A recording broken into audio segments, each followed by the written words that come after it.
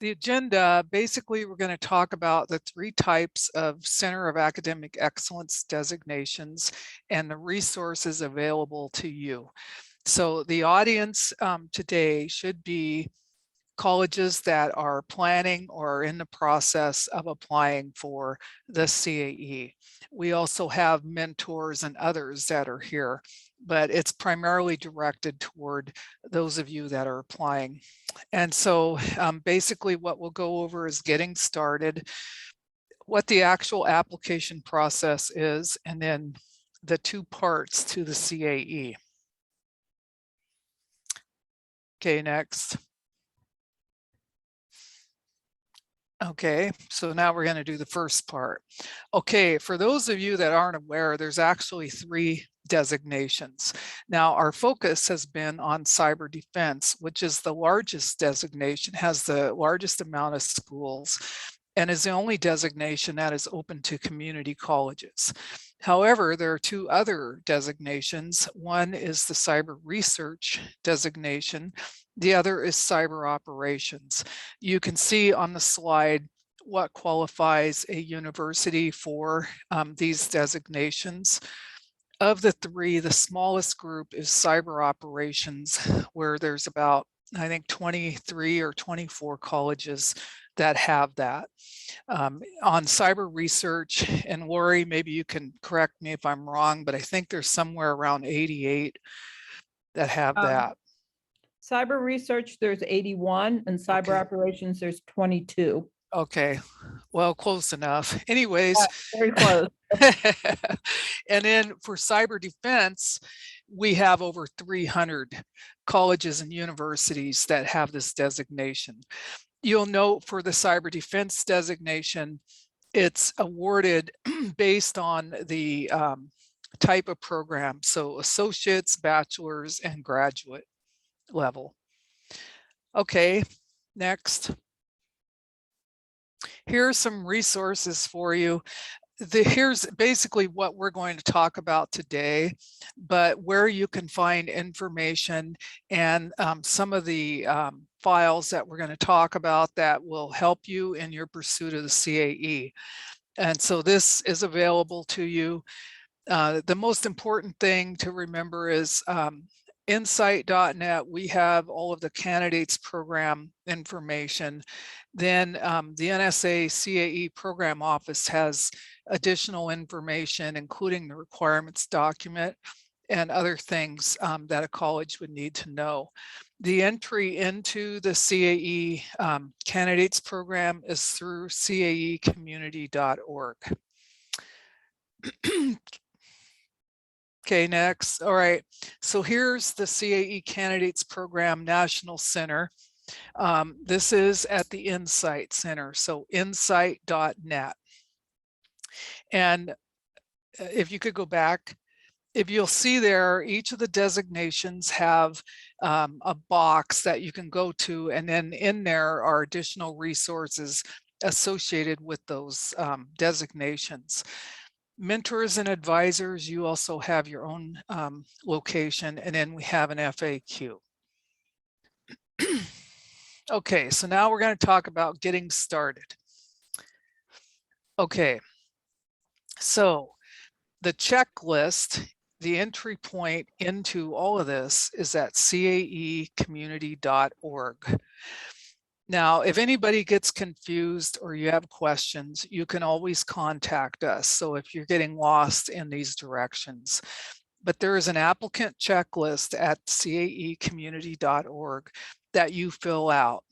Once that checklist is submitted, then you will be filtered into either program development or application assistance. But this is where you start. Okay, next. Now, depending upon the way you answer the questions, we have 2 paths. One on this program development, and those are for schools that are not quite ready to apply. So you're missing some elements. However, you still receive support from the candidates program from an advisor and you have access to workshops and seminars, and you're invited to events hosted by the CAE community.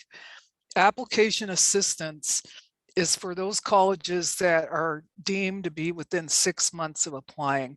In other words, you have everything in place. Schools that are in application assistance will be assigned a mentor who will work with you to make sure that all of your materials are in order. And you also will be invited to programs and events hosted by the CAE community, and you have access to resources offered by the program office. Now, really, the big differentiator here is how mature your program is.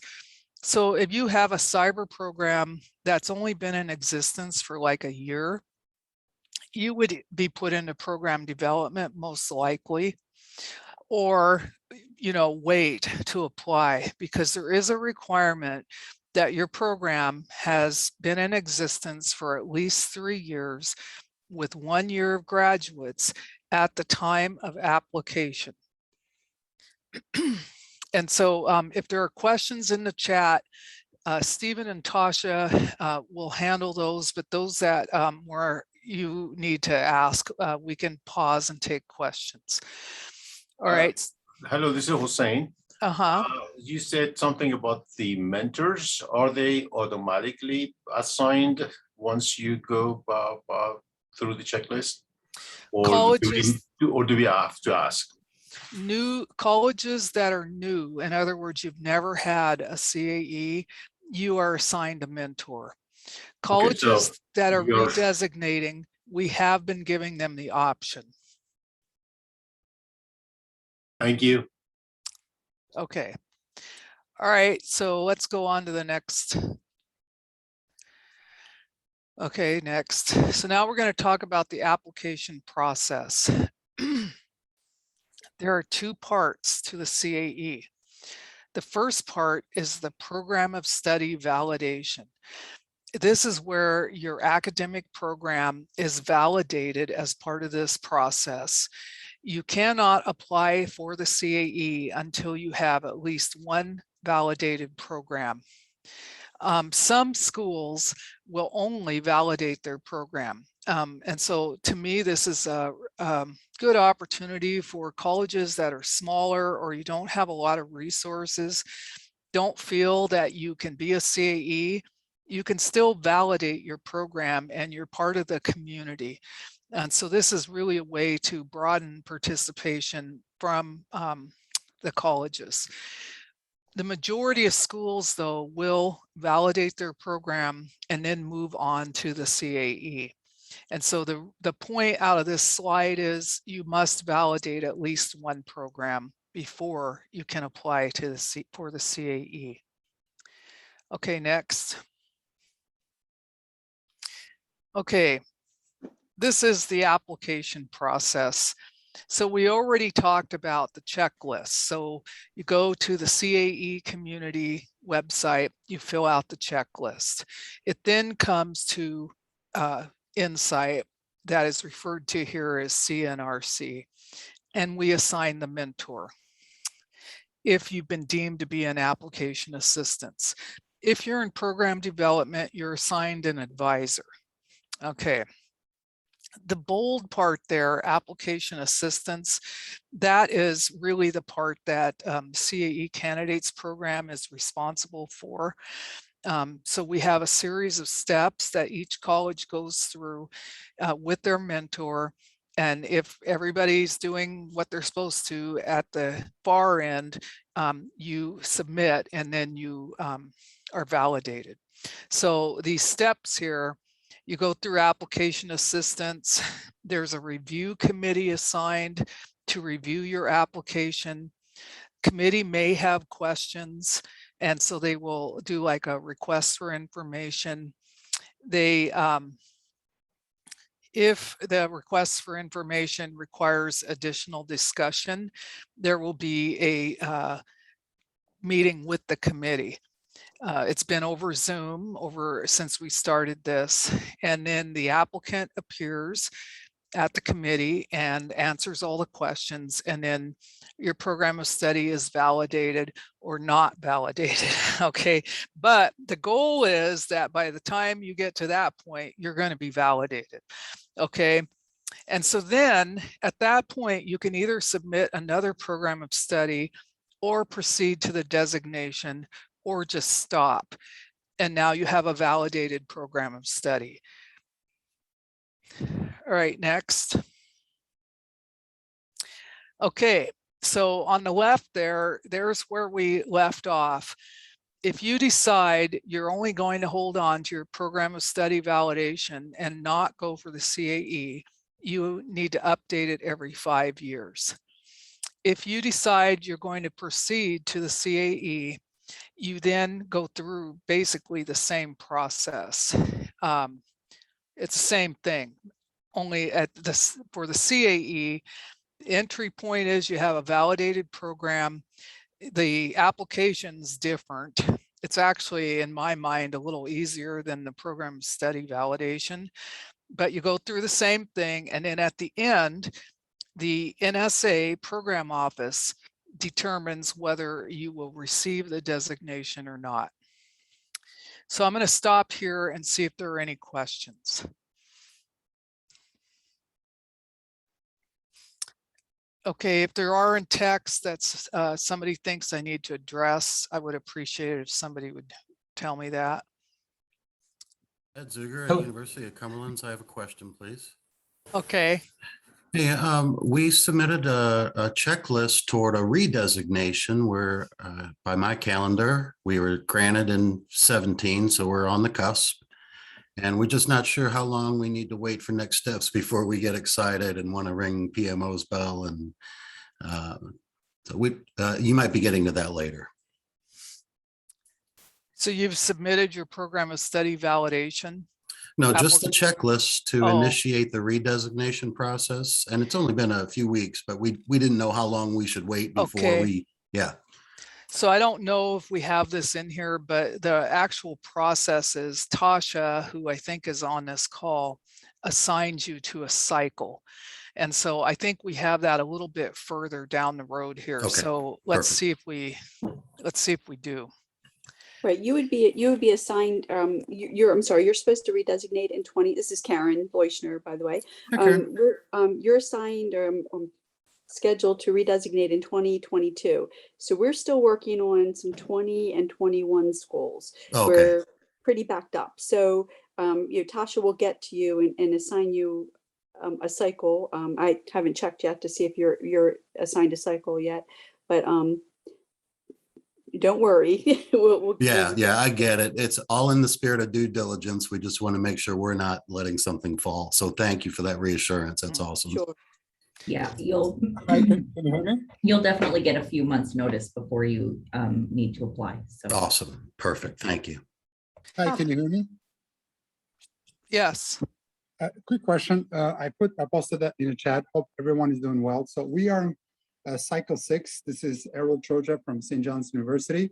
So we were basically we submitted our program of study, and I just wanted to know what is the time frame. We coincidentally we were also given access to the designation tool on which I'm working. But what is the time frame that we should expect some sort of answer in terms of the interview? I just want to make sure that I'm available and it's I get plenty of heads up. That's all. Okay, so we're kind of getting ahead of ourselves, but the first thing everyone needs to be aware of, we had a massive amount of schools that we had to get through this year due to the tool being shut down for a year. And so there is a backlog on the reviews, which we have taken steps to fix. And so in other words, the reviews should start picking up anytime soon. So for the time frame, I believe what we are stating is 6 weeks. I could be wrong, but the reality is some of them are taking a lot longer than that. However, if you have submitted, I would encourage anyone here who has submitted to check their application for whether there's any requests for information. Okay, let's continue. I'm sorry, Corinne, can I ask one question quick? Sure. On the previous slide, you had shown that only associates, bachelors, and higher education qualifies. In the past, my understanding was that there were certificates also. Has that changed? It's really what it is tied to is whether you have any program outcomes associated with that certificate. So there are certificates that if they're a small number of credits have no program level learning outcomes. So it's not, that would disqualify that certificate from being eligible. On the site, is there a way to look to see, is there documentation for determining whether a certificate program qualifies?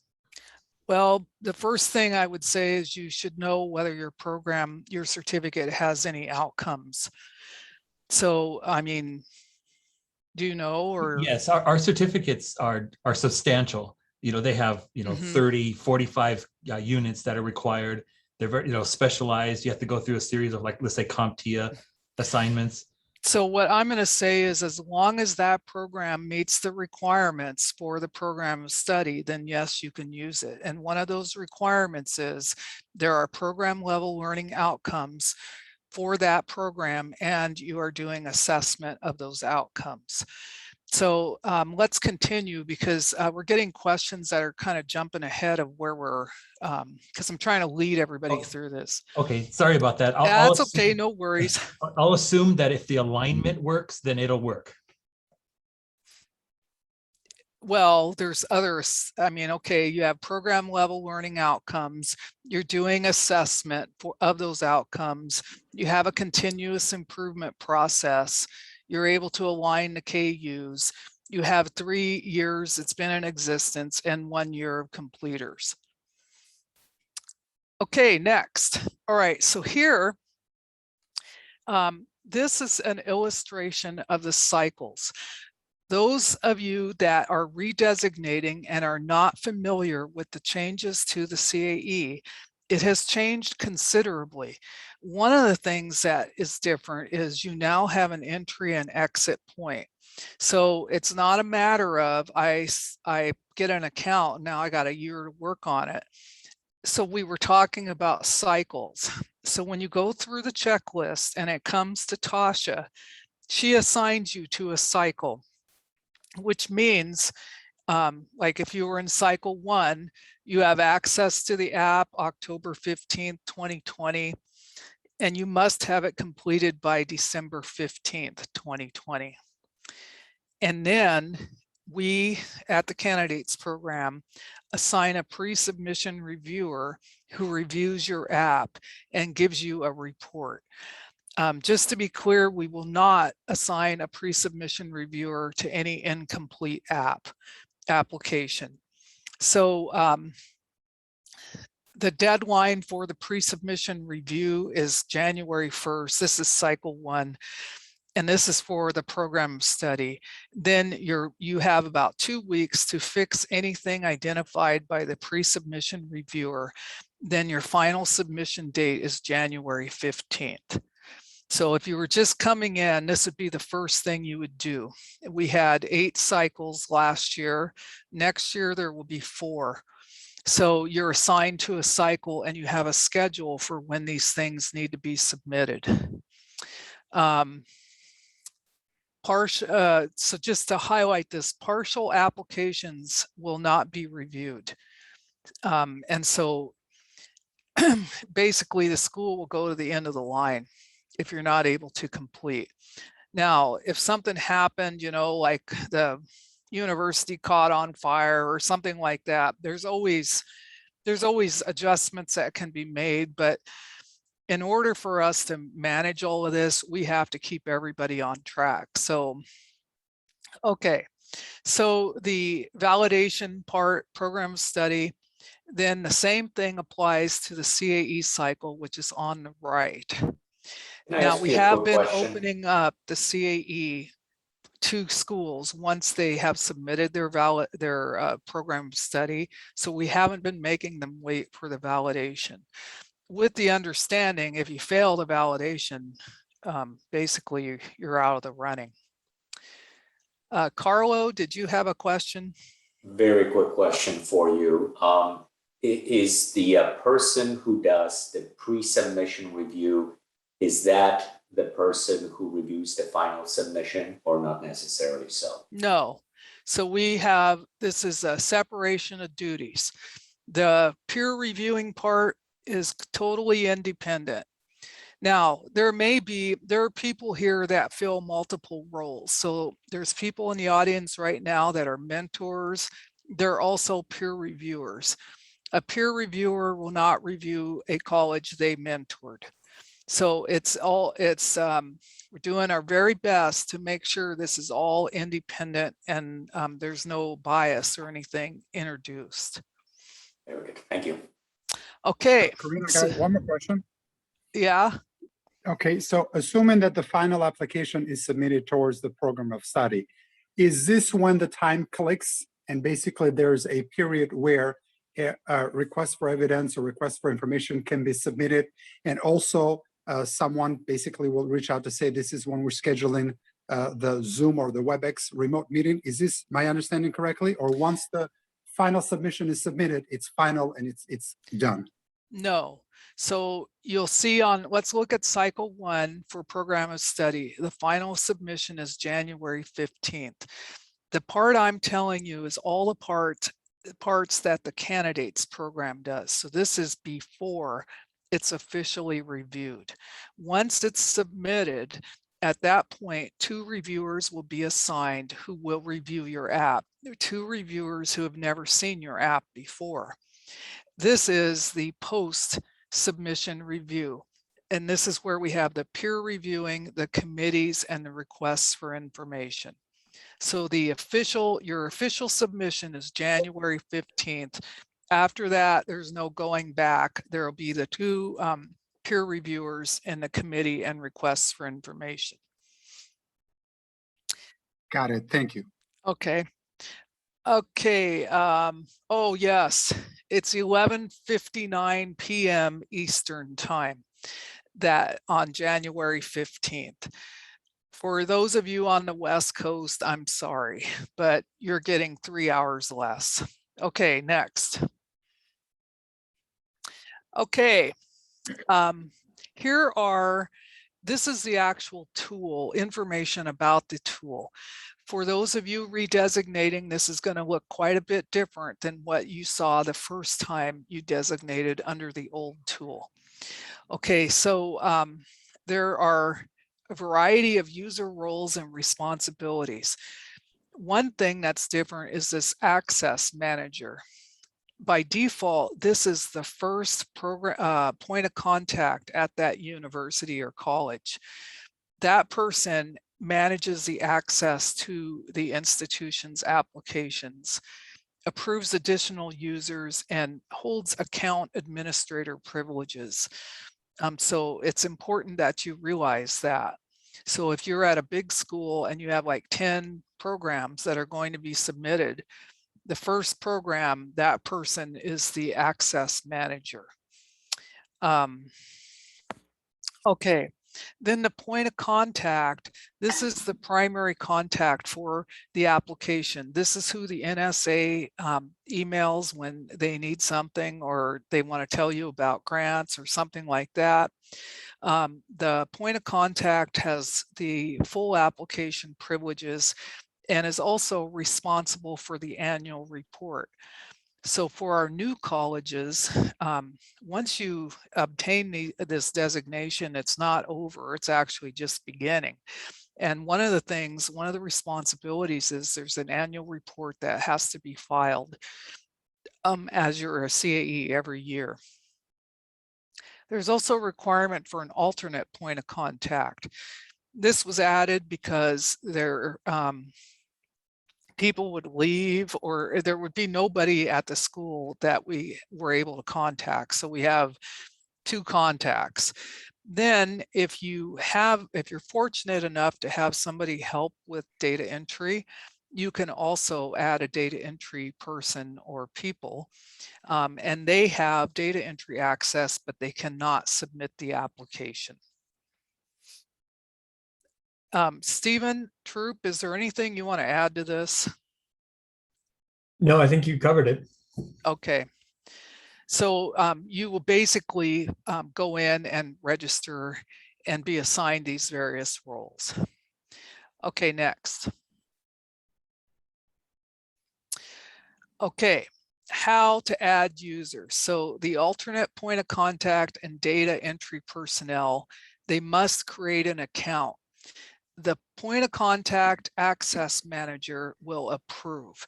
Okay, so we will get emails like, why can't these people access my application? Well, the reason is because they need to be approved.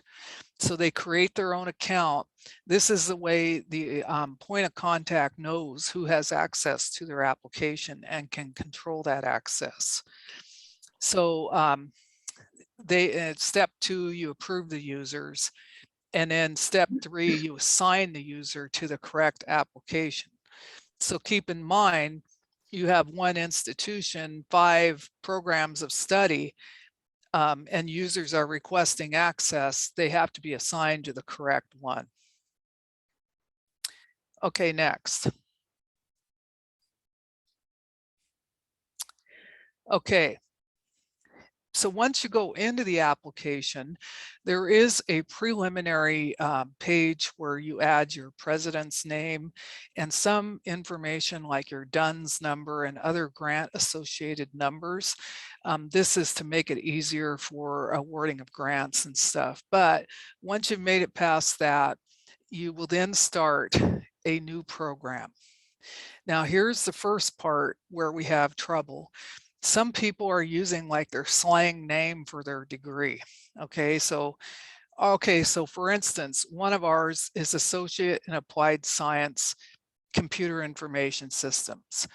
I might go in there and say CIS. Okay, you have to use the official name for that degree or program. This is really important because this is what will show up on your certificate. And the program type. So you can select from this drop down.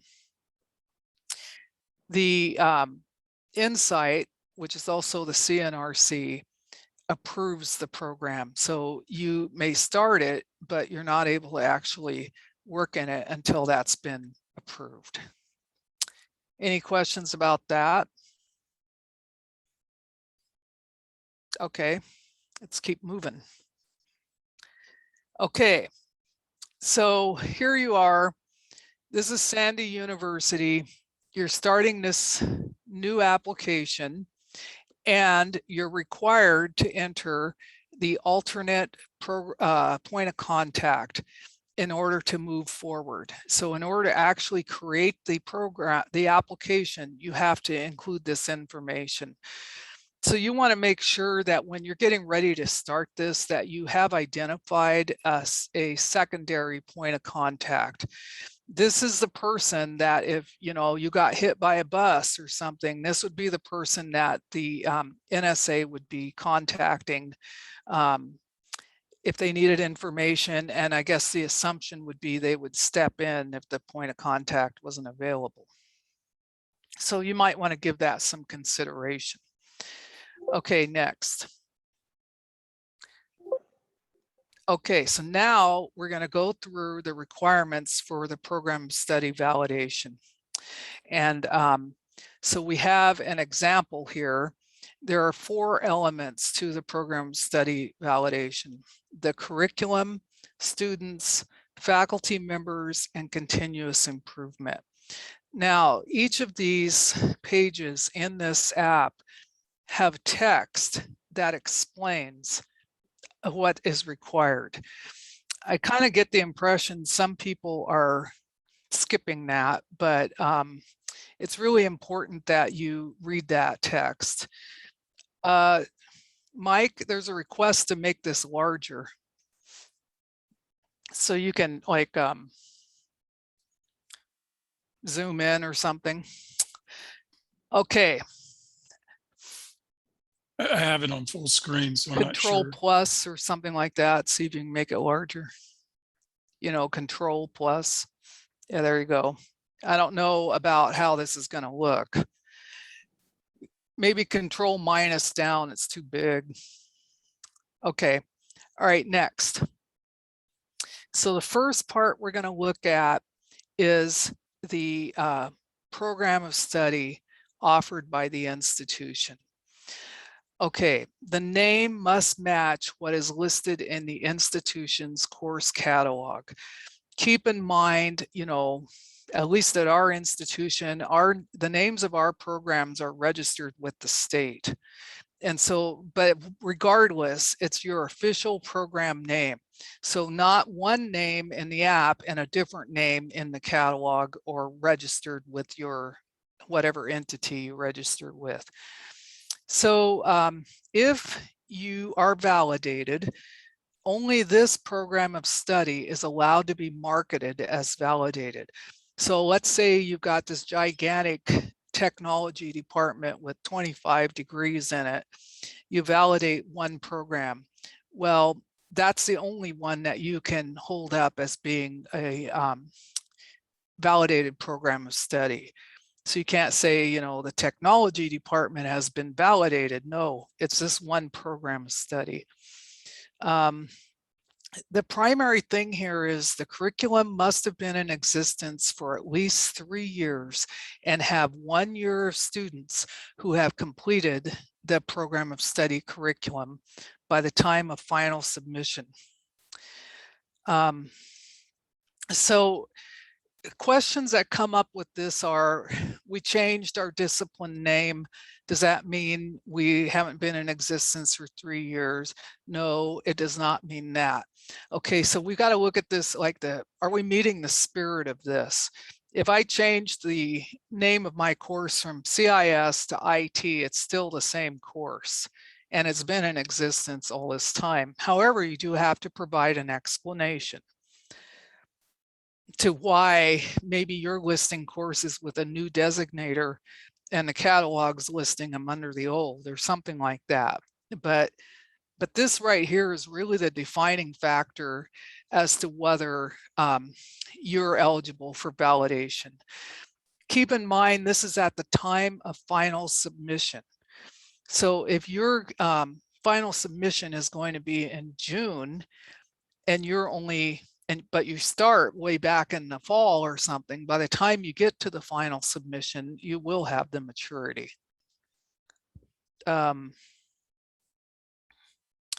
Okay. Oh, yes. So Karen would like me to point out that once you do get your program of study validated, we have been granting access to the CAE part of the application. We really encourage people to move forward with that.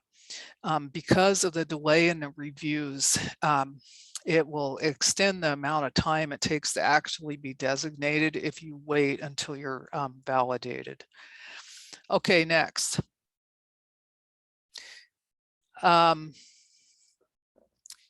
Okay.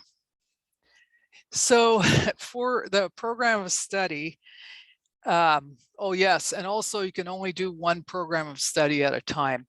Okay, so for the program of study curriculum, everybody needs to pay close attention to this because people get really confused. But for section 1A, you're required to list courses that you're using to assess your program level learning outcomes or are aligned to the knowledge units. Okay, I have 5 classes. 2 of them are used to assess my program level learning outcomes. 2 of them I can align to the knowledge units. 1 of them I use for both to assess my program level learning outcomes and to align to the knowledge units. How many courses should I list? Does anybody know? 5. Okay, so this is the criteria. So when you're listing your courses, for every single course in your program, say, am I using this course to assess the program level learning outcomes? Well, yes, I am. I'm going to list it. Is this course aligned to the knowledge units, this next course? No, it is not. Not going to list it. Okay, so it's not used for the program outcome assessment. It's not aligned to the knowledge unit. I will not list it. Okay, so it's just they have to meet one of these criteria to be listed. There's also occasionally some schools, we've seen schools where everything they list is used for both. So they use them to assess the program outcomes and are aligned to the knowledge units. But the majority of the schools we see have some courses used to assess their outcomes that are not aligned to the knowledge units, and that's perfectly okay. So don't start stressing out, because I'm aware that the program outcomes can be very broad and general at times, and your program, you may be using computer science 101 or something that has nothing to do with the knowledge units. So, so that's section 1. And then section, also the courses must be identifiable in the current course catalog and mandatory for students completing the program of study. So basically what that means is these courses are in your core, or they're found in concentration or some packaged group of courses. Okay, I'm hoping this is clear. Does anybody have any questions? So this is another place where schools make mistakes because they will, some of their students take these courses. Okay, it can't be some, it has to be all. Every student, everybody in this program takes these courses that are aligned to the KUs. Otherwise, the program can't be validated. Yair, are you wanting to throw something in? No, I think you covered everything. Just the Okay. emphasis like you did, that they can overlap, they can be some overlap, and they can be no overlap. Yes, that's what this picture is. And so there is a document, the requirements document, that will go into a lot more detail on all of this and tell you exactly what's needed. And that's hosted at the NSA site, right? Karen or Lori? Oh, I just shared the link. oh, very good. So there's a documents library that you can get this, that will list everything that's required. Right, it's actually hosted on DISA's website. Okay. So there's only 4 websites that host this stuff. Okay. It's the link Next. that Yair put in there. That's a DISA website. Oh, okay. I'm sorry, Okay. I have a question on this, because this was something that was sort of a sticking point for our university.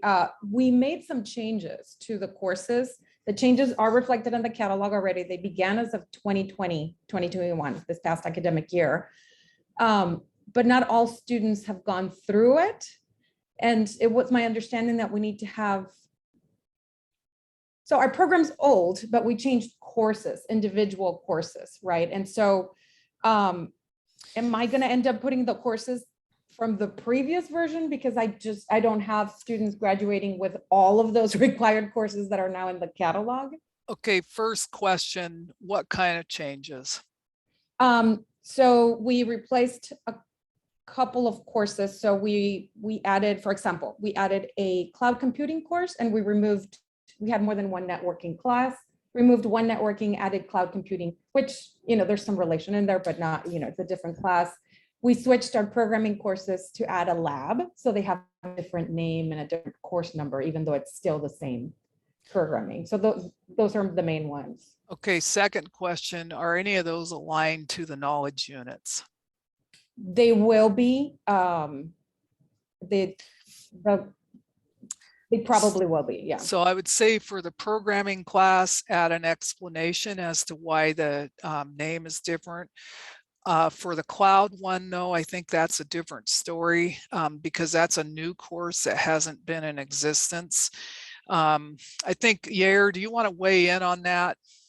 Yeah, so it depends. It's really, and we can take this offline and discuss, that's something that you may want to discuss with the mentor, or bring it to the hotline that we have, that Stefan Troop and Karina are running. But essentially, if that course is tied to a KU, and that part of the content was, part of another course before that emerged, or there are some other ways for you to justify that this content has emerged or morphed or changed and it has maturity, then that may be, again, in the justification area.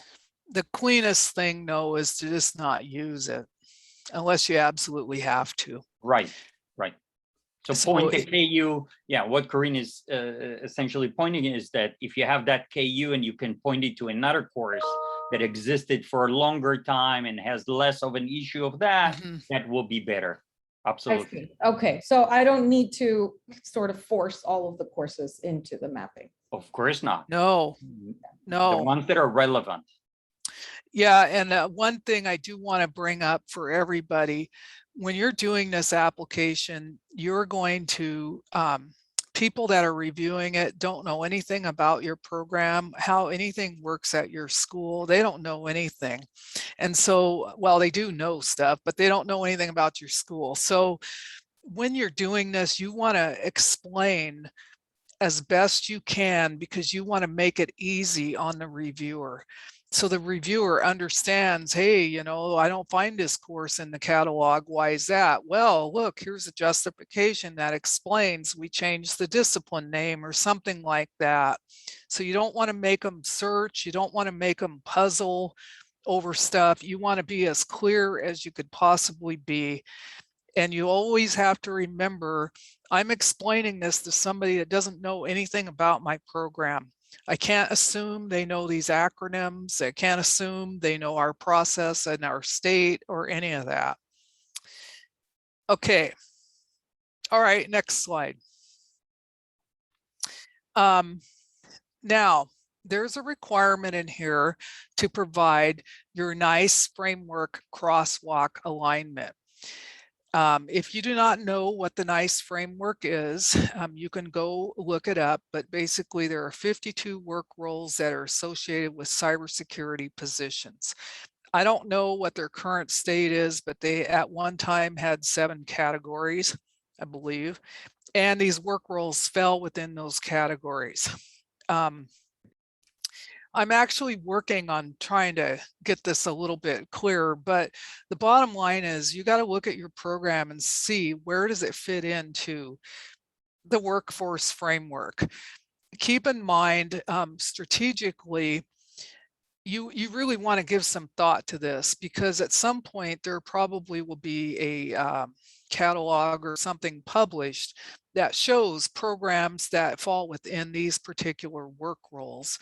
If you have a program that's like, for instance, ours, we specialize in industrial control system security. And so we want to differentiate ourselves. So like maybe there's only 5 colleges that do that. So the bottom line is give it some thought, but all you have to do here is just type in what you think it is. There's no proof. You don't have to provide evidence. But don't just pull it out of the air. So in other words, go look at the NICE workforce framework, especially universities. I think you have a lot more variety to choose from, and then provide that crosswalk in there. Okay, for 1C, and this is something I probably should have prefixed this with. In order to do this application, you need to go beyond your own program. And gather a lot of evidence to provide as part of your application. So for 1C, you need to provide the syllabi and the courses requiring applied lab exercises. You'll note the word highlight, which is highlighted in yellow. Highlight in this case means highlight it. In other words, use a color to go over it so that the reviewer can find it, like a highlighter. And Corinne, can I make a statement as a mentor? Yeah, sure. When it says highlight that in that unit, don't highlight every single lab in there, just the one that you're going we're going to have in the syllabus for later on. You'll see this when you're providing the work examples. But anyway, only that particular lab that you're showing there as evidence. So Stephen here is he's our super mentor. So he mentors other mentors, but but Stephen has had a very high success rate. I don't know how many colleges he's mentored, but it's probably 15 or more that have successfully earned the CAE. So you should listen to what he says. Okay. So on this, hopefully this is clear, but basically you have to provide the syllabi for that. Okay, next. Okay, now remember we put in chat this requirements document, which Yair, does it still have the examples in it? Okay, so people get confused about this, but there are examples in the requirements document. So section 1D requires that you provide your curriculum map and assessment documentation. We're using the word curriculum map that shows the program outcomes and how they are being measured. Okay, so if you go look at the requirements document, there is an example in there of one institution's. But you do not just copy that, you use whatever your institution does for measuring the program level learning outcomes. So what it comes down to is I have 5 outcomes. I have this map that shows where I'm going to assess each outcome. So what class will I use to assess that outcome? And I have it in a grid, and I have an X or I have an A for assessment. And that's my curriculum map. This is another place where we see issues. People list outcomes that are not the actual program outcomes. So the outcomes that you're using are the official outcomes for your program. It's not something you make up or anything like that. You also want the current curriculum map and plan. In other words, don't just change it. So, and then for your ABET, our ABET schools, the ABET student level outcomes and performance indicators are the program level learning outcomes. Yair here is our ABET expert who will answer any questions concerning ABET, right, Yair? Sure, absolutely. So if any of the schools that are ABET accredited, for you, the only thing here is language translation. So the student learning outcomes are basically what the program level learning outcomes refer to. So you can more than welcome to use your ABET documentations, assessment, continuous improvement cycles, etc. Absolutely. I would just add, as long as, I mean, I don't know of any institution that doesn't, but the assumption here is the institution recognizes that as your program outcomes. Correct. Okay. Was there something else? Yeah, and I just want to say that ABET is just one of them. We've seen some other institutions that are under AACSB or using their regional accreditation, which is perfectly fine. So those of you who are not ABET, don't feel like you're losing anything. Yes, so this is a good point. Okay, so, and I probably should have, when we introduced this, the app, is to tell everyone it's heavily dependent upon your accreditation documentation. Okay, now we've had schools start freaking out thinking they have to be ABET accredited. No, we have business programs in this, in our community. They have that business accreditation, which I forgot what it was, but, and then AACSB. Yeah, AACSB. Okay, then we have computer science programs and engineering that are ABET accredited. Then we have plenty of schools that aren't any accredited other than just their regional accreditation. If you're not familiar with your regional accreditation, this is, the schools have to submit there's actually, I think it's a 7-year cycle. They receive this regional accreditation from like the Northwest Commission of Schools and Colleges or the Higher Learning Commission or whatever region you're in. And this makes your school eligible for financial aid. And it basically means you're an academic institution that can grant credit. And so we are relying on that accreditation documentation for some of these things. However, if you have additional accreditation like ABET, you can utilize those documents. Deanne, are you asking a question? I am, thank you. Mhm. So we are ACSCB as well as accredited by the Higher Learning Commission. I just need one of those. I don't need to do both, correct? Correct, correct, Okay. Okay, I just wanted to clarify that. correct. You know, I mean, all I want to say is it has to be recognized by the institution as what those outcomes or whatever are the outcomes for the program.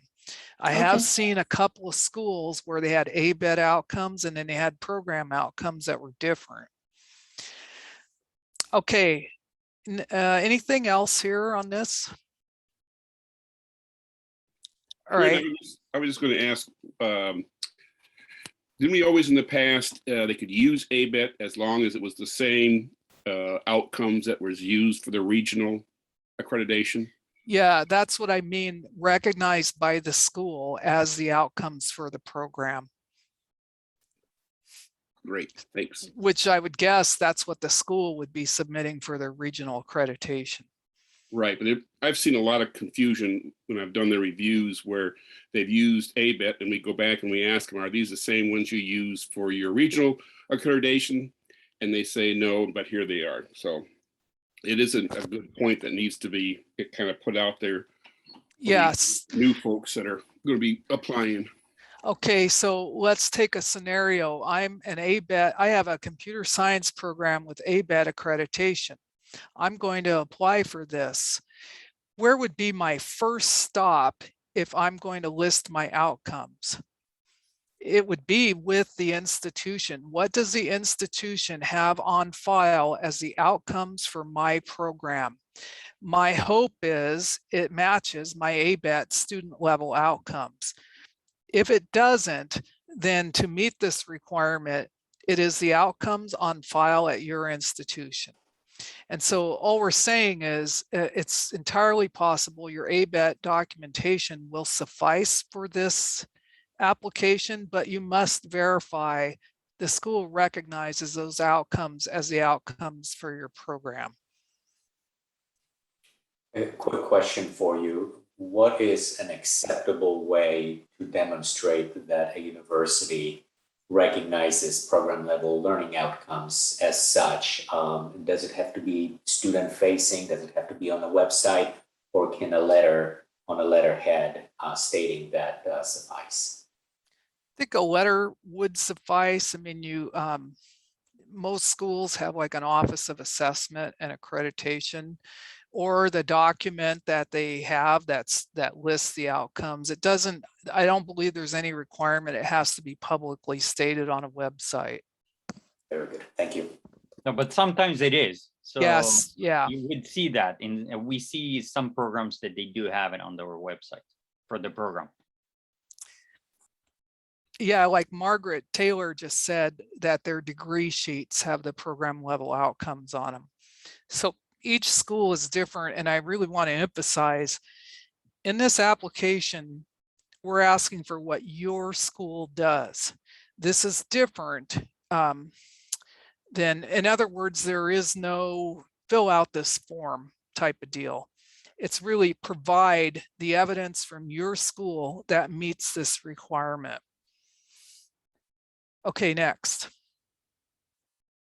I might have to pick up the pace here because I only have an hour to go, but so section 1D, curriculum map and assessment documentation. This is pretty much the same thing. So how do you assess your program level learning outcomes? Where's your plan for doing that? Like next year, which outcome are you assessing and how are you doing it? what's your schedule for doing that? And this is, and then you provide that documentation in the app. So schools that are redesignating, this is quite a bit different because this was never asked before in the other application. And so if you are uncertain as to, you don't know any of this stuff, you could go to your assessment officer, and I mean your accreditation officer and your Office of Assessment to get some help. Most people that are like department chairs or program coordinators or something like that are dealing with this all the time. But if you're a faculty member that hasn't really been involved, then you're going to have to ask somebody where you can find this stuff. Okay, next.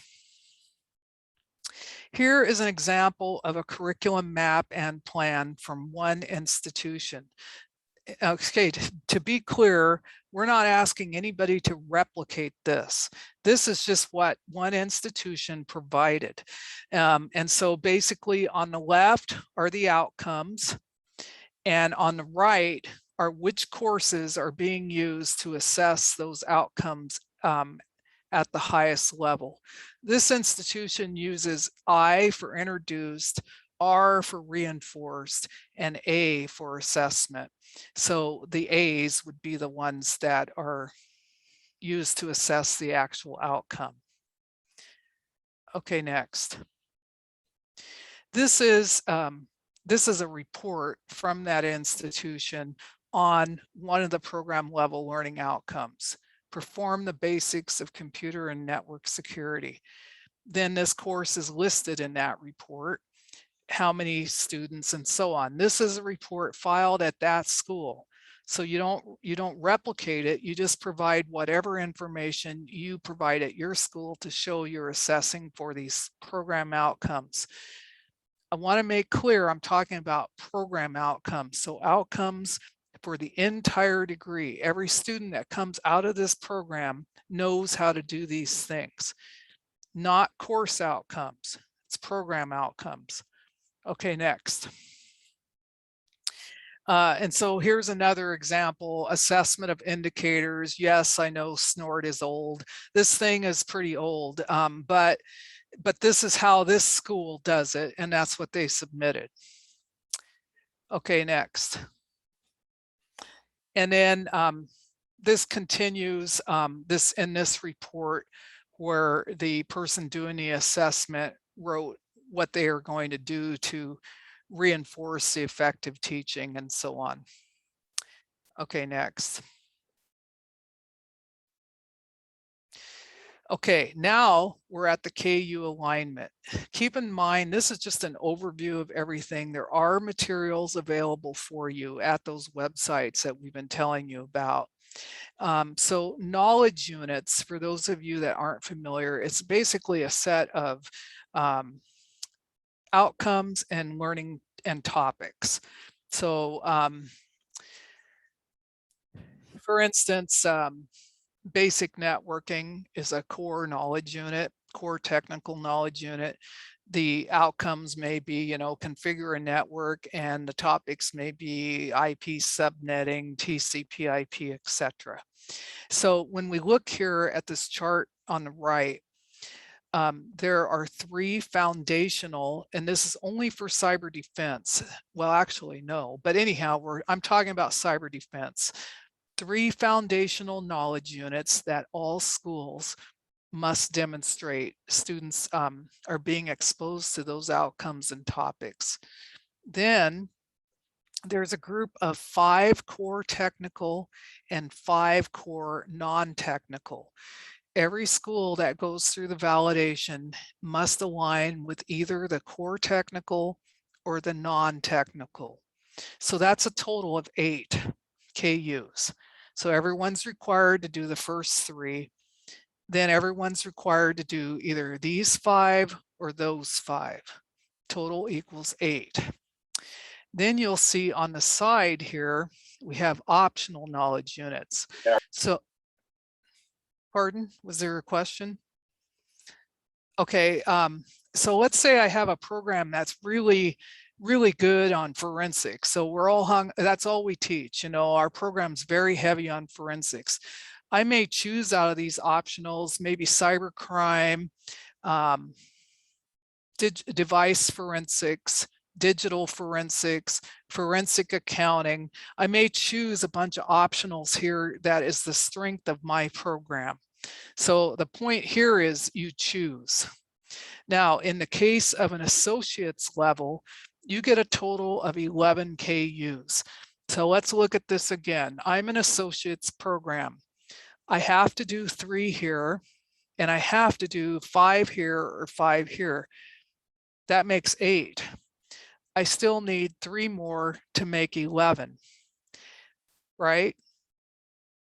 I got that right? Okay, Yes. 3 more to make 11. Are you guys paying attention to this? But anyways, 3 more to make 11. I picked core technical because my program's really technical. So I've got 3 here, 5 there, that makes 8. Now I need 3 more. I can choose those 3 from here. I can choose those 3 from there. I can choose all of them from here, or I can choose all of them from here. In other words, I can choose from either of the remaining. Hey, Corinne, just to let you know, I think you're referencing like here and there. I don't see any annotation. Does nobody see the PowerPoint? Yeah, we can see, but we don't see the cursor, I think, what he was referring to, because I think Mike is running the. Oh, sorry. Right. Yeah, sorry about that. Okay, well, so the foundational knowledge units, I have 3. And then I have 5 from the core. This is my example. Now I have 3 more, and I can choose those from either the non-technical, the optional, or a combination of those 2. Okay, sorry about that. I got too enthused. Okay. Next. Okay, now this picture explains it all. Okay, so it actually explains what we just said. So if we go with the associates I just talked about, we have the 3 foundational, then I'm choosing the 5 technical, and then I'm going to choose 3 more KUs from either the non-technical or the optional. Okay, now here's a little quiz. We're going to do the bachelors. The bachelors, they need 22 KUs. Does anybody know how we would get those 22 KUs? It'd be the same way. except- Other than Stephen Miller? Okay, so basically, yeah, it's the same way. So bachelors, you do your foundational KUs, you have 3. Then if you're a business program, let's say, you're going to pick non-technical, let's say, now you have 8. Okay, you need a total of 22. So how many more do you need? 14. Correct. And where are you getting those 14 from? From the optional. Or Or the the other technical. core, or a combination of both. Okay, very good. Okay, now when we move on to the master's and the doctoral, this is a little more confusing to people. If there is a thesis requirement, you can claim 7 optional KUs. Okay, so that reduces the amount of KUs that you need to show by 7. Then if you have a graduate program that has clearly defined requirements for students to come into, and you can illustrate that those requirements cover the 8 required foundational and technical or non-technical, you can claim that. Okay, but I have to tell you, I have had master's programs tell me that, yes, there's prerequisites, and the prerequisite is whether I think they should get in or not. There's no like, here's an exam they must do, here's something they must illustrate. So it has to be a clear way to that all students must demonstrate they have that knowledge. Am I forgetting anything here? Okay, so conceivably, let's say I have a very strong program and I've got this massive thing they got to go through in order to get into the master's program. And I also have a thesis. Okay, so I'm being excused from a total of 3, 5, and 7 KUs, which is 15. I need 22, so I need 7. I still have to identify 7.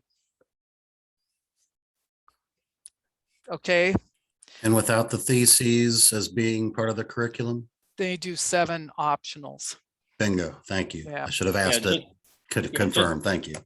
And just to add to this, it doesn't have to be just thesis. In the requirements document, we also have explanations on capstone projects and what defined what is noted in this or institutional equivalent. Yeah. As you see there. Yeah. So refer to the requirements document where we have a very clear guidance on what constitute those institutional equivalents. That perfectly fits, Yair. Thank you. So I forgot the institutional equivalent part. Yes. Yeah. We also add in there that not to give more than the 22 or not to give more than the 11. Please. Because it's extra work, not only for them, but for the reviewer.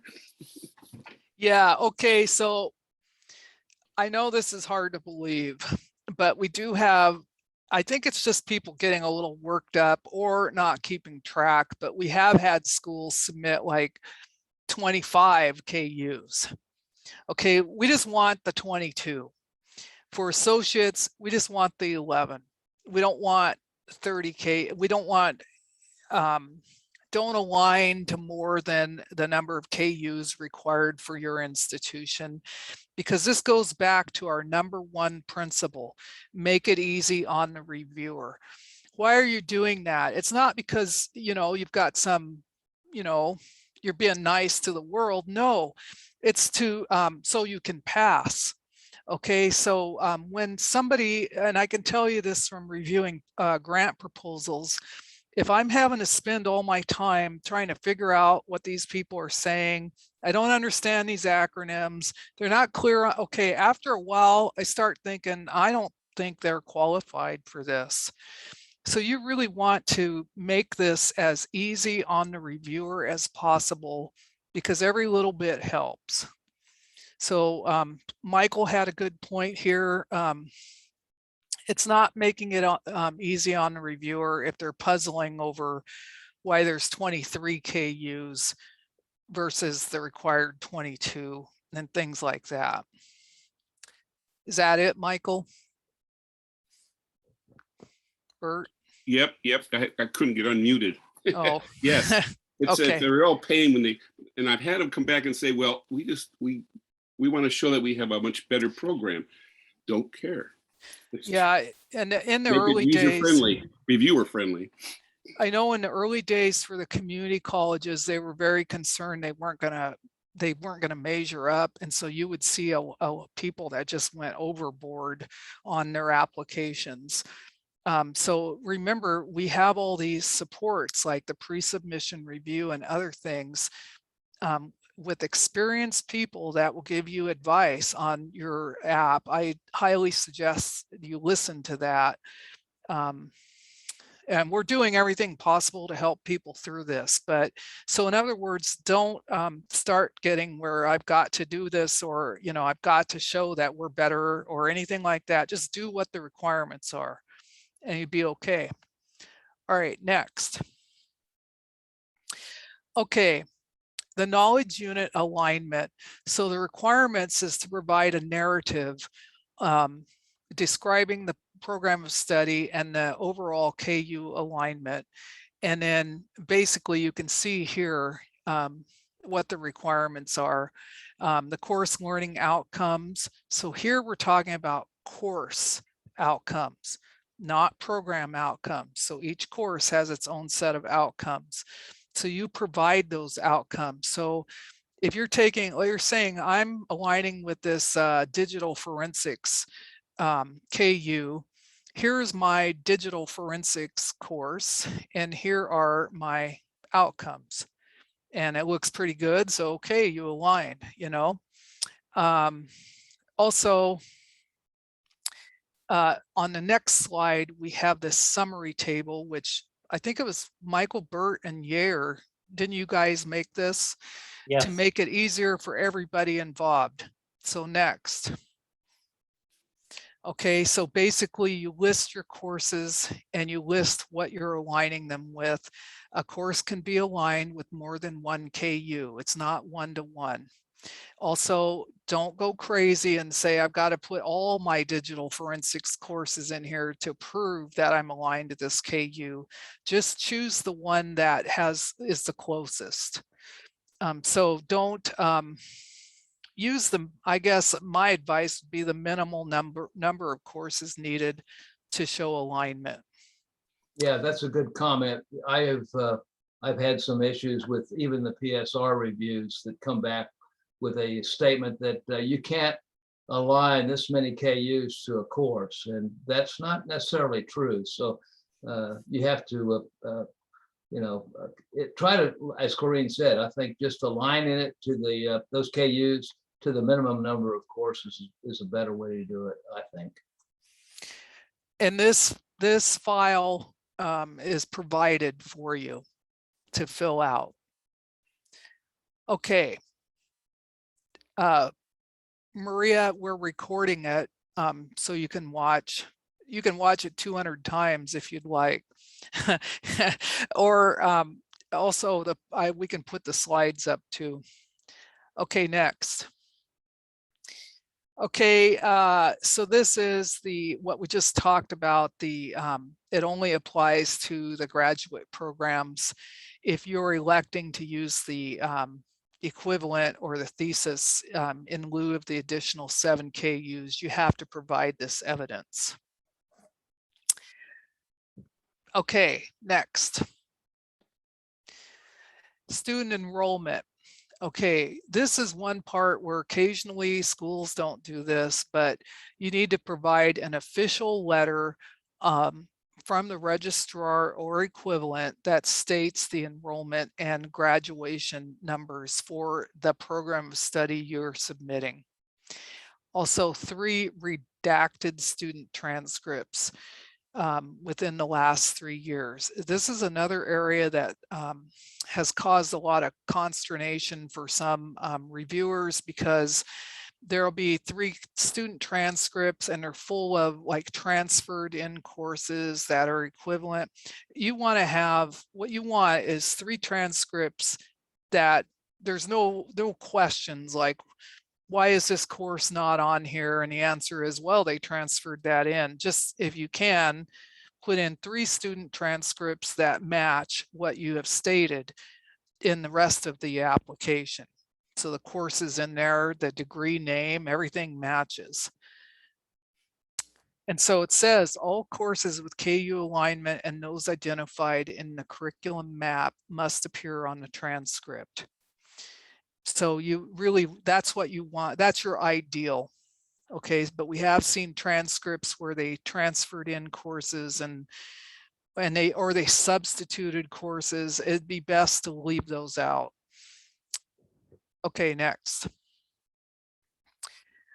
Student work products, basically it's samples of the work products. Please make sure there's no identifiable information on there, so no student name or anything like that. Participation in extracurricular activities, so at least 3 students participated in extracurricular activities within the last 3 years. Is that 3 students? 3 activities. 3 activities. Yeah, that's grammatically incorrect, isn't it?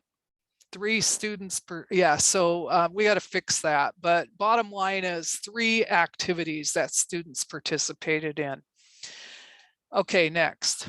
I'm kind of picking up the pace because we're running out of time. Okay, faculty members. We did limit this to the number of faculty members because some of our bigger universities had like 50 faculty. And so basically you have to identify your faculty members and provide a CV for each of them up to 10. So some of this is going to require time to get this information, this evidence. So just keep that in mind. After this workshop, what I would do is go get that requirements document and carefully scrutinize what's being asked for and identify the ones that are going to take more time and start working on that now. Oh, and the evidence of institutional process for faculty promotion reappointment. This is whatever your school does. We've had a couple of schools that say they don't have any of that. I believe this is an accreditation requirement. So, you know, somehow you have to provide that evidence. Most people don't have a problem. They take it out of their faculty contract, their negotiated contract, so the union contract with the school or whatever your HR process is, or your Office of Instruction. Okay, next.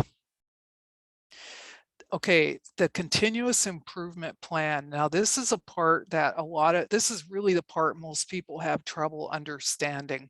And so this really centers around your program level learning outcomes, how you're doing the assessment, and how you're making changes to improve your program. And so like what does your college do to ensure that the programs are being improved as time goes on? So like let's say you got a massive failure rate in a particular class or something like that, that would be something that you would report, and then what steps are being taken. We have a process at our institution where we have a schedule, we have to submit reports and all of that, and that's what number 4 centers around. And Yair or Stephen or anybody else that wants to add to this, I think this is the part most people are confused about. Sure. So areas, for example, we have a curriculum committee that oversee our programs, and we meet regularly. So we have minutes of the meetings, we have documentations of what we've discussed, we have discussion about certain courses. We integrate some of the feedback we have from the advisory board of the college to our improving our programs and courses. That's the information you want to include in this section. Okay. All right, next. Okay, the process. So you have a plan. Now, what is the process? And that is the process at your institution. So how do you actually implement these specific improvement efforts? And then 4C is the schedule. So how often are you evaluating your outcomes and other things? And is there a schedule for that? And that should be your schedule, not, don't make up something. It should be something that the institution has set up, and that's what you follow. And I can tell you, well, a lot of people like reviewers, pre-submission reviewers and others, they're going to go look this stuff up. So it's not, your application's not, they're not totally relying on the information in your application. So you want to make sure that whatever you put in there is actually the truth for your school. Yeah, and just to add on that, to what Corinne just said, we had schools who claimed, for example, that they don't have a process. And then with a very quick search, we found out on their provost office that they're required by their provost office to submit this whole evaluation process of your program. And apparently someone at the college is doing it. It's just the person who is now the point of contact for the CAE who's trying to submit the application is just not aware of that process. And so that is where it's important for you to check what the institution is doing. That's a really important point. Not knowing whether they do it is not the same as they're not doing it. Okay, so really, if you don't know whether they do it or not, you have to go find out versus just stating we don't do that. It applies to anything in here. This under the old app, we would hear that a lot about the security plan, that they didn't have one. Well, yeah, they had one. You just didn't know that they had one. So common sense needs to prevail here, you know. So just if you don't know, you have to go find out. You can't just, if you state we don't have this, then you're probably not going to pass. So you have to be able to explain it. So, okay, next. Denise Hall. I has think a Denise question. has a question. Oh, sorry. Thank you. I think the gentleman that came on just a minute answered that question, and I think you just did too. It was about the assessments. So the continuous assessments would be, for example, when we report our learning outcomes, we're looking for ways to change. If we see, for example, over 50% of the students are constantly not meeting that benchmark, we would look for what do we do to change that course. Yeah. Okay, so I Yeah. just wanted to make sure, and I know that our institutional effectiveness group does do that. When I first saw it, the first thought was continuous improvement in the actual program itself. So we're looking at courses that would be more specific and up to date. For example, in cyber, that's an area, and IT constantly growing. That was my first impression. But these are specific to outcomes. Is that correct? I want to make sure I understood that. Yeah, so, you know, you have 200 programs at your institution. There's a continuous improvement process for each of those programs. And I see where you're coming from, though, because we're talking about cyber and everything. Some could think that we're asking, how are you improving the program so it's more up to date cyber related, and that's not the requirement. Okay, thank you so much. Yeah, I know that Professor Levy, Mr. Levy answered part of that, so I think I got it. But that was definitely my first impression when I saw that is, are you looking at continuous improvement in the program? But I think both of you have done a great job in answering that. Thank you very much. I actually want to clarify on that. So, by the way, it's yeah, and ear. So it's a combination of both, okay? Because think about it, your continuous improvement of the program also rely on improvement of your courses and performance and assessments. And so these are sometimes combined. We've seen that. But we're not targeting cyber as no.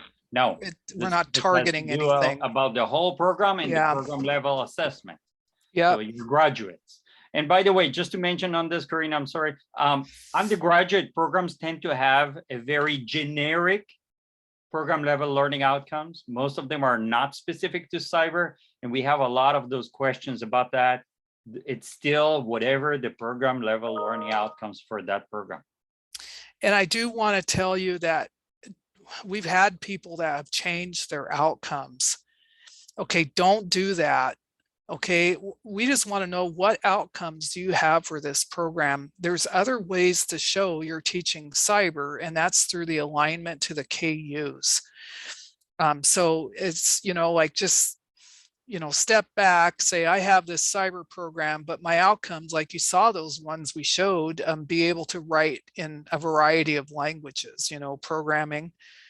Okay, I can't really claim that's a cyber outcome, but it's an outcome for that program because the program includes more than the cyber courses. So you're going to have outcomes in there that are not cyber related. So we're not, don't start this huge process to change your outcomes so you can get the CAE. Okay, next. So I don't think well, we could take a 3-minute break or something if people would like to. Okay, let's take 5 minutes and then I'm going to have to rush through the CAE. All right, so we're now taking a break. We're going to move on to the CAE. Maybe if you could control plus that. Yeah. Okay, the CAE. Okay, you've successfully done your program of study and you have submitted it. what we have been doing is granting access to the CAE application so you can begin working on it while you wait for the review, simply because of the backlog. Now, the CAE is comprised of, I believe, 9 sections. This is, in my mind, much easier than the program of study. It is pretty straightforward on what you need to supply. So as you can see, we're going to go through each part of this, but here's the list. So keep going on. Oh, there's 10. Okay, so section 1 is accreditation. So you must be regionally accredited, which means you're listed in this on this website with regional accreditation. There, I can't remember if there's 7 or 8 or something like that, regional accreditors. So this is the standard for the institutions eligible to apply. So you can look it up at this website, or you can most likely your institution's website on under About lists your regional accreditor. And so provide the URL to demonstrate that you're regionally accredited at the time of the application. Okay, that's pretty easy. Okay, now you're on section 2, the institution's commitment. Okay, and I recommend that you start this right away because sometimes this can take a while. Also, it's really important your institution knows you're applying for the CAE. You do not want to spring this on them. I can tell you that when you fill out your information for the institution, that includes your president's name and email. And so they will be contacted when you do earn the designation. So you don't want any of that to be a surprise. So you provide a letter of intent and endorsement, and the requirements of what needs to be in that letter are listed. You got to make sure every single thing is addressed in the letter. Sometimes people are hesitant to put in who's overseeing it and stuff like that, but you have to have that in the letter. Okay, and I suggest when it comes to something like this, it's a lot easier to just write a draft that includes all of the elements and let them fix it up, versus telling them I need a letter that has all this stuff in it. The letter has to acknowledge these requirements upon earning the CAE. So one requirement is the annual report. The annual report is not something that you can just write off and not do, because this will influence your ability to receive grants from the NSA, whether you're keeping current with this. You're also required to attend the CAE principals meeting and or the CAE community symposium. I thought you had to do both. Anyways, now I'm rethinking. No, never mind. Anyways, so once you earn this CAE, you are required to attend these, and then regular communication with the program office and the community and us. Especially the program office, because they've had a lot of times where they cannot get a hold of anybody at that institution. So this is a responsibility you're taking on when you're applying and when you're awarded the CAE. Then active participation in the CAE community and support of the program, including acting as a mentor or reviewer, pre-submission reviewer, working on being in working groups. So Yair runs a working group for the cyber defense designation and other things. So I think the point here is that it's not, I've got my CAE, leave me alone. It's, I've got my CAE. Now I get to do all this stuff. Okay, so you would be you're part of the CAE community and should be contributing. So all of our mentors and reviewers, and they're all contributing to the community. And what we've been doing is offering the opportunity to be a reviewer or mentor to colleges that complete the process and are awarded the CAE. It's and we are doing reviewer training and mentor training. We do separately. Okay, next. So that was section 2. So as you can see, I don't believe these are a lot of effort. Evidence of sound cybersecurity posture and plan. In the old tool, you had to actually provide the plan. Here, you're just providing the evidence. So you can demonstrate that you have, like, for instance, a dedicated official with responsibility for the institution's cybersecurity, that there is a formal cybersecurity awareness program at your institution. And this is really more for the protection of the institution. First of all, you know, you don't want to be a CAE and not have any security at your institution, because that's not good. But bottom line is, you don't provide the actual plan, you provide the evidence that you have one. Okay, next. So part of that evidence includes a signed letter from the officer assigned with direct responsibility.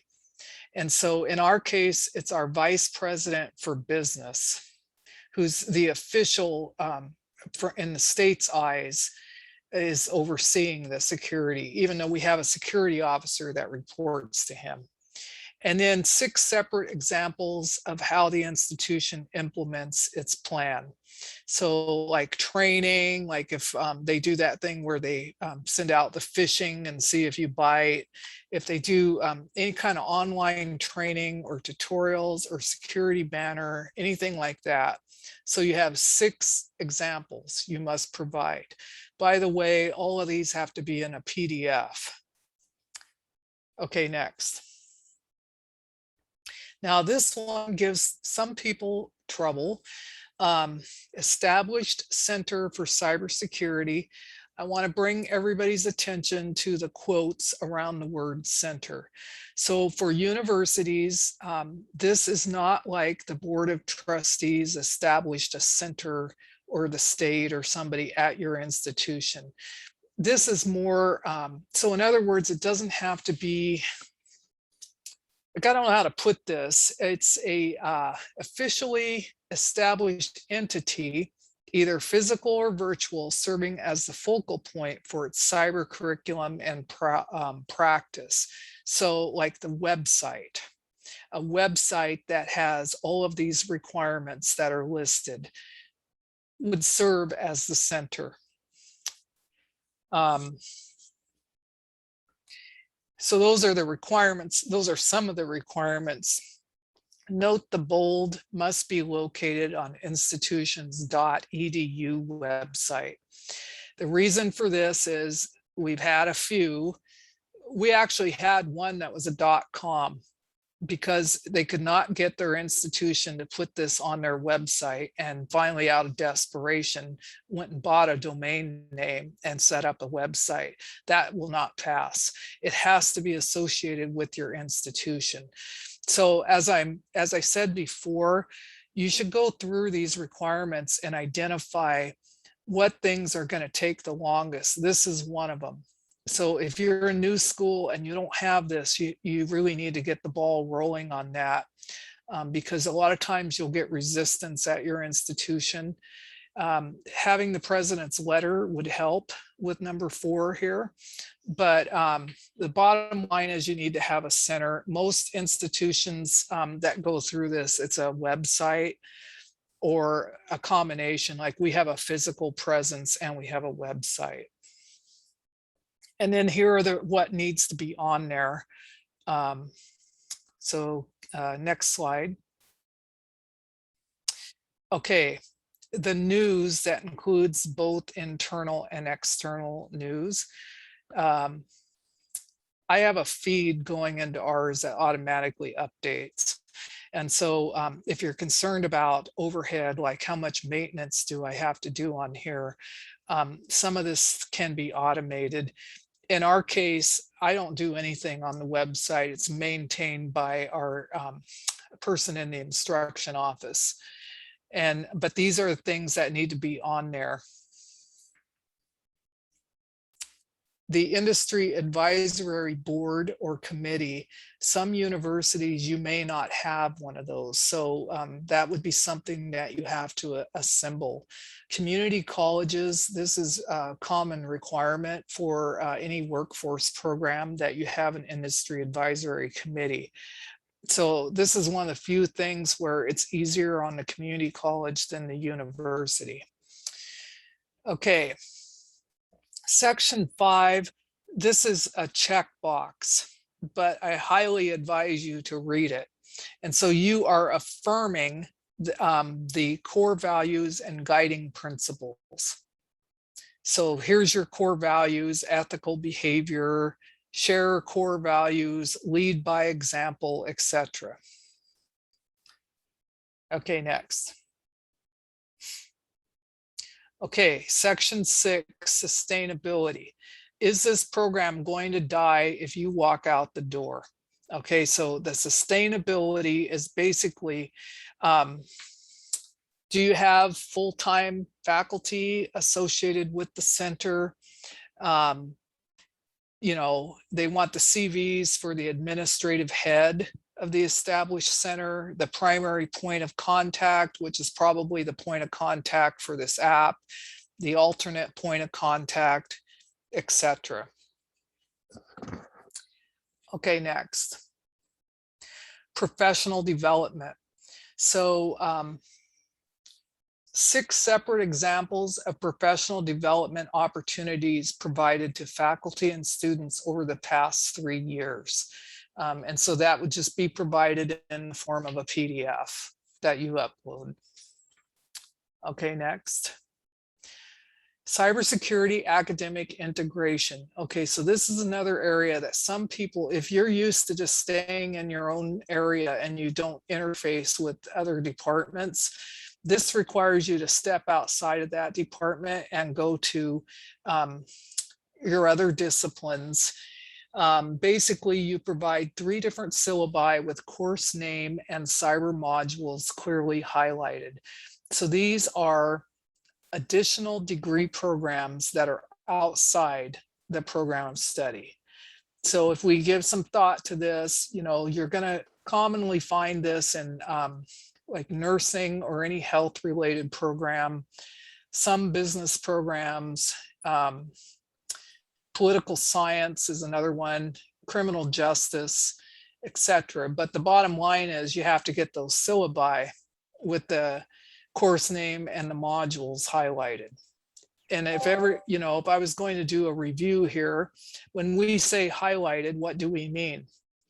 Is it talk good about this, like talk it up, like this is the greatest thing ever?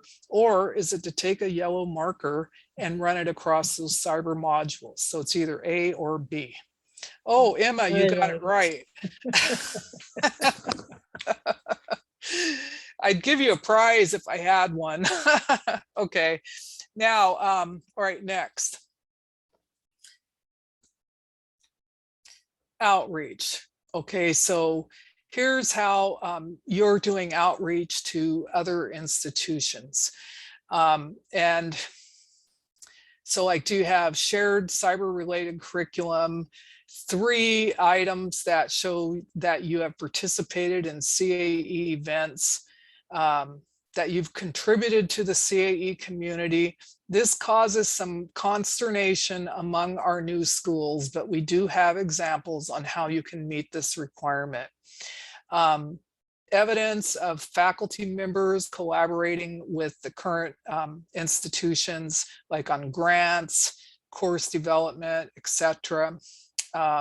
For instance, as the PI for the Insight Center, I don't know how many letters I gave to institutions applying for grants this round, most of which asked like the week before the thing was due, but that's a different point here. But bottom line is, that's a form of collaboration. So like I'm saying in the letter, if the grant is awarded, we are going to do the following things with this institution. evidence of faculty members or sponsorship or oversight of students for cyber events, evidence of how the institution works with employers and students, and then evidence of obtaining input on curriculum to meet industry needs. So this is a long list here, but the ones that cause the most issues with people is 9B and 9C. So let's go to the next slide with some examples. At least, yes. So here are some opportunities for new institutions. So you can submit a CAE forum, Tech Talk application. You can participate in workshops like this one. So I believe we have a survey that comes out after this workshop, and you're providing feedback so that we can improve this workshop. If you recall, we heavily emphasize continuous improvement here. And so this is one way we can do it.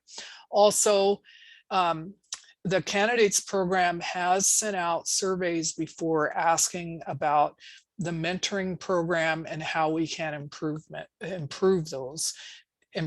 And so those types of things I would include in my application. Here's my contribution, because by giving that feedback, you are contributing to improving the CAE community.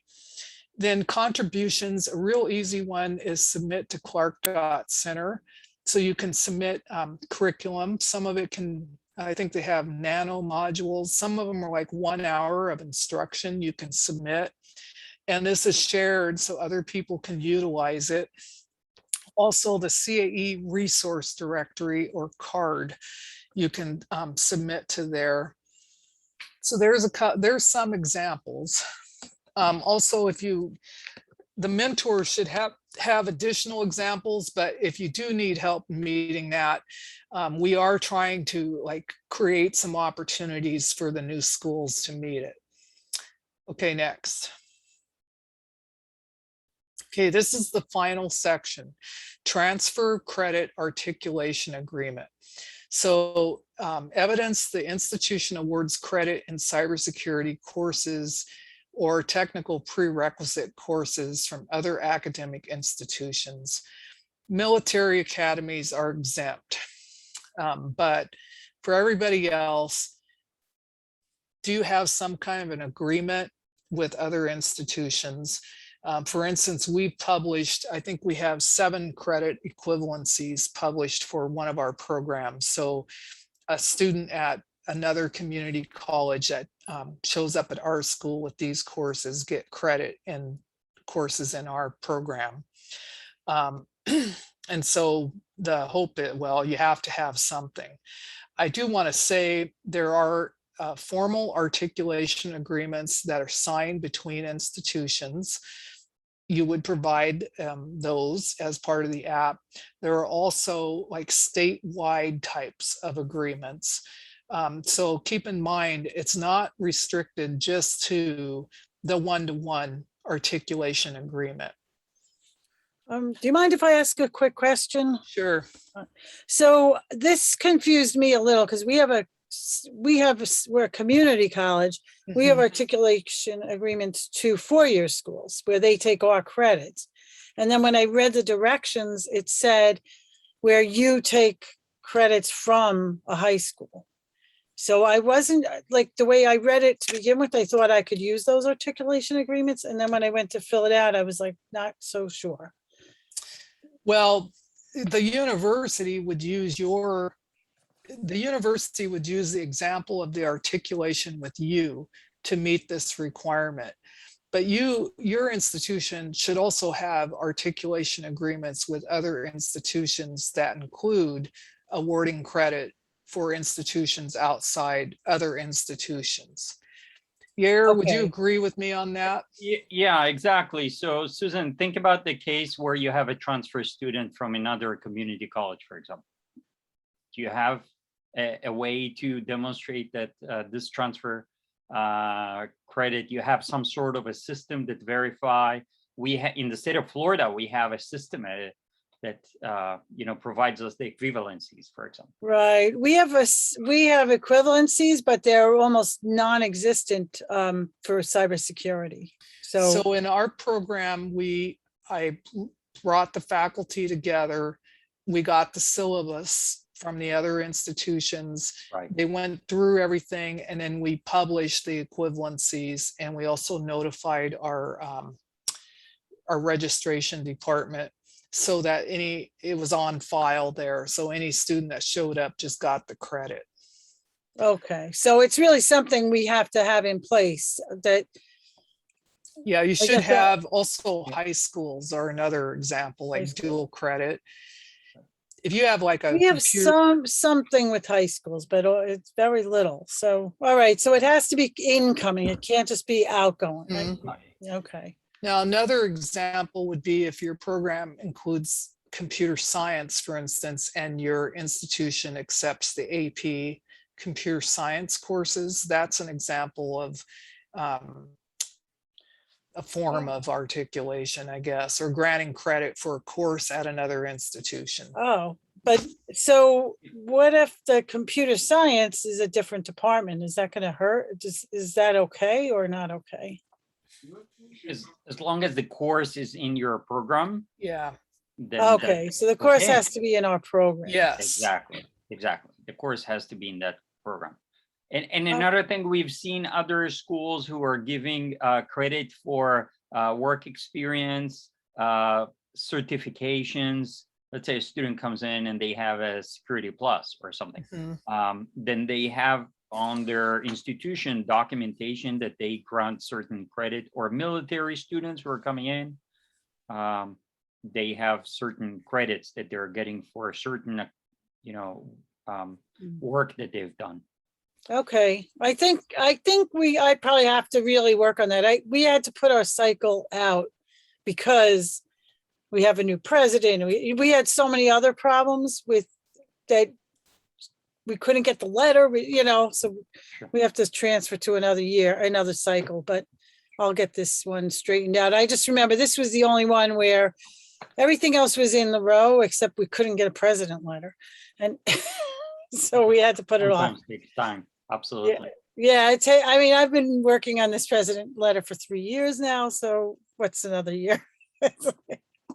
But it's just, the day he started, I asked for it, but it wasn't soon enough, so that's okay. I'll work on this one. At least I know, because I had misinterpreted that, and then when I got to the detailed instructions, it was kind of clearly looking to have it coming in. All right, thank you. So in the chat, I there's have a question. I'm sorry. This is Hussein from James Madison University. So in our case, we are, I guess, using our graduate program. And with the graduate program, we just accept 3 courses that are, close, 70% or so close to the courses that we have for transfer. We don't have really a articulation agreement with anybody. Okay, so let me answer, first of all, these questions in the chat. For all these different examples, if you have a form of granting credit, either based on prior work experience, military occupation, ACE, industry exams, all of that stuff I would put in here.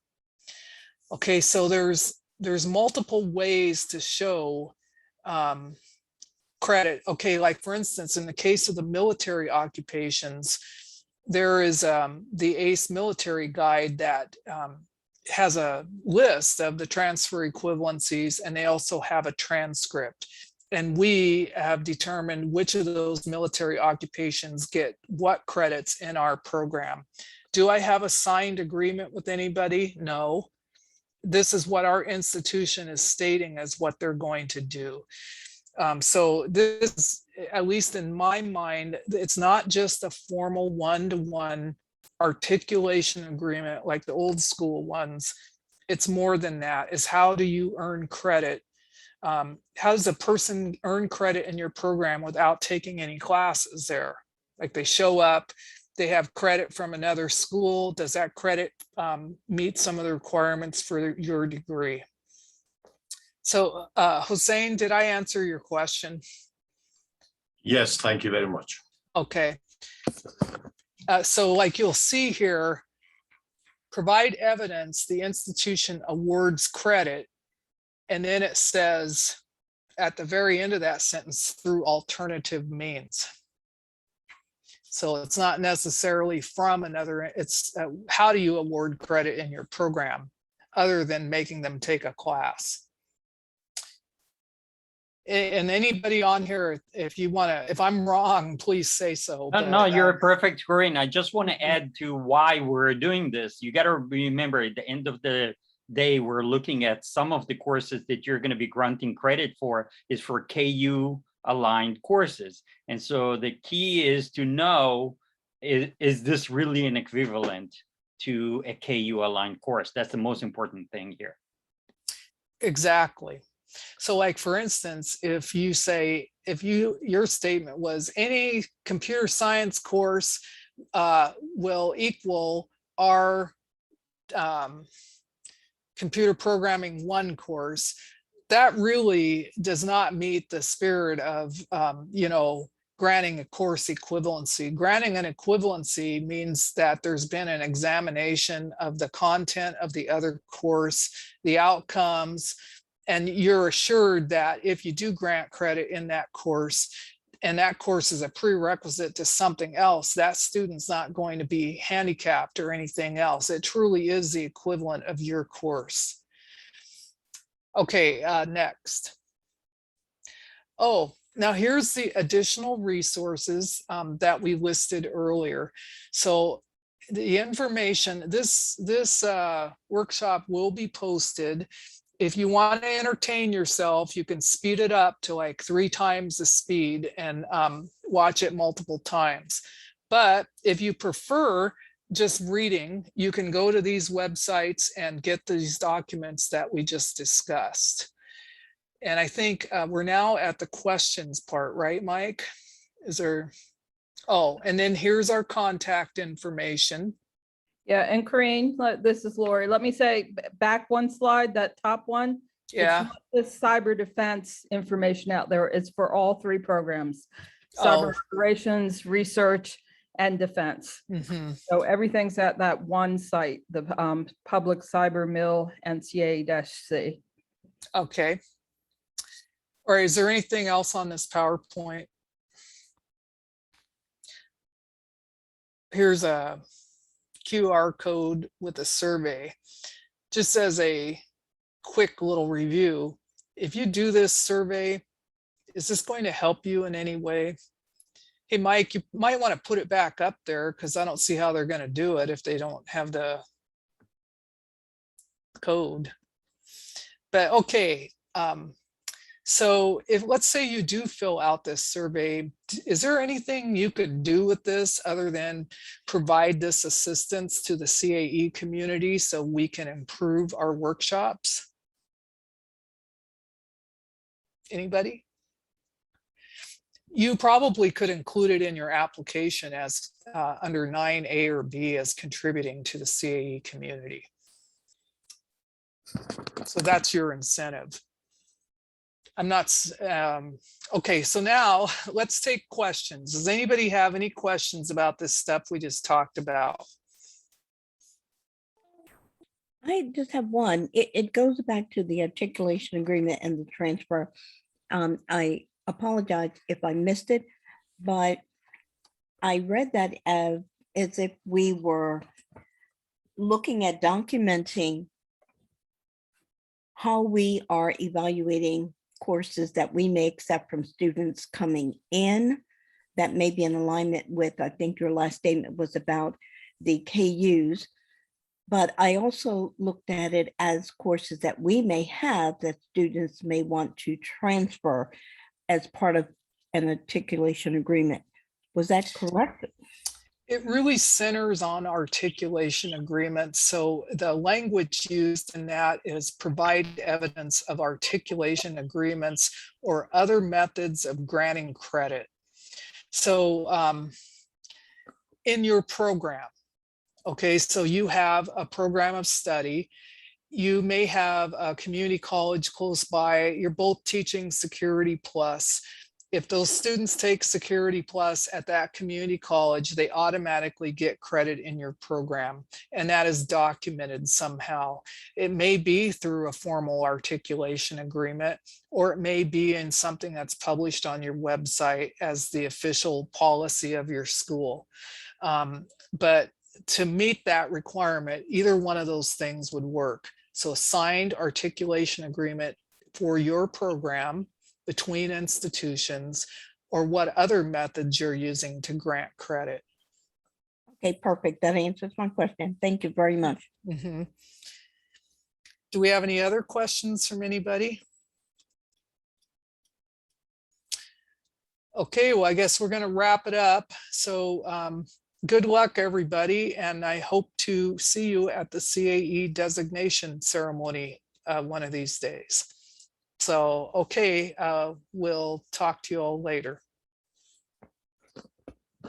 Thank you.